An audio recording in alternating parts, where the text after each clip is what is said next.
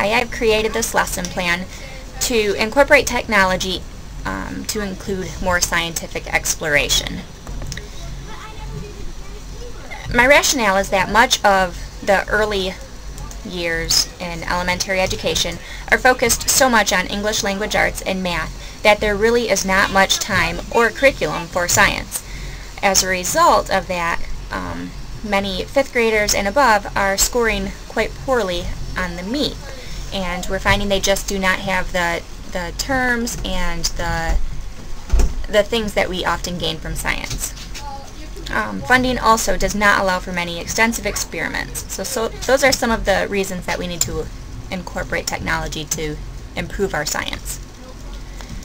Some solutions in the past include the last half hour of the day might be reading through the Scholastic Weekly Reader, or showing a video from Magic School Bus, or using outdated visuals or worksheets. Some experiments that we do currently do would be to grow a bean plant and observe caterpillars, but teachers they fail to go beyond that to make predictions and draw conclusions and include some of the math and writing components that could so easily flow with that.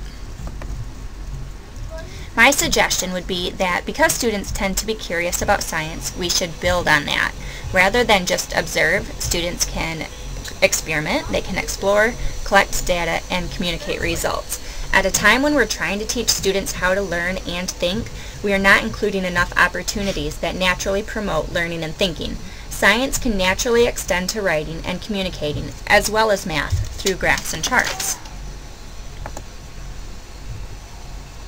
Some of the objectives of this lesson plan would be that students are going to watch a science experiment and engage in discussions about what occurred. Students will modify an experiment and create predictions for what will happen. Students will make observations and draw a conclusion, and students will create a brief video. Here are the standards that I have included in this lesson. I would introduce the lesson through a brief video clip, and rather than showing the video, I just used a couple of images from it. The first one, this shows the materials that are needed: a white carnation, a sharp knife, 2 vases, water, food coloring, and of course adult supervision. Then you carefully place the flower into the vases. See how the stem is split, half in each. You let it sit for several days, and during this the students would make observations and record those. And then at the end they write their conclusion.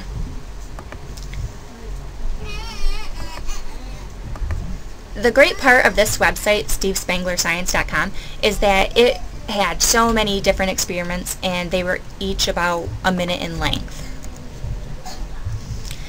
As a follow-up, I would ask questions. Why do you think the flower changed color? What would happen if there were 2 different colors? What would happen if the stem were cut in 4 places and put in 4 glasses of different colored water?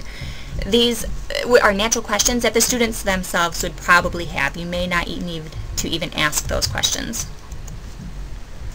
And then I would recreate the experiment.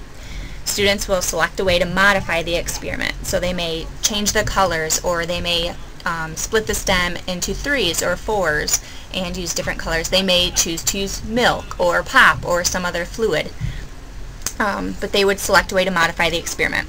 Students will make and record a prediction and take a before picture using a camera or a handheld device. Students will record an observation during the experiment about what is happening. Students will form a conclusion and take an after picture. Students will use their pictures and create a brief video, including their prediction, observation, and conclusion to share with the class. And I have created this form in which they could record all of that. At the end, I would include a rubric for evaluation. This is a copy of that. And I see that I'm running out of time, so I'm going to show you the brief video that I made, that I created with my own kids. My stem was cut in 3 pieces. I think it will turn all 3 colors in sections. I see the 3 colors on the edges of the flower. My prediction was true. I hope all of that made sense and you enjoyed it, and it might be something you could use in your own classrooms. Thank you. Hi,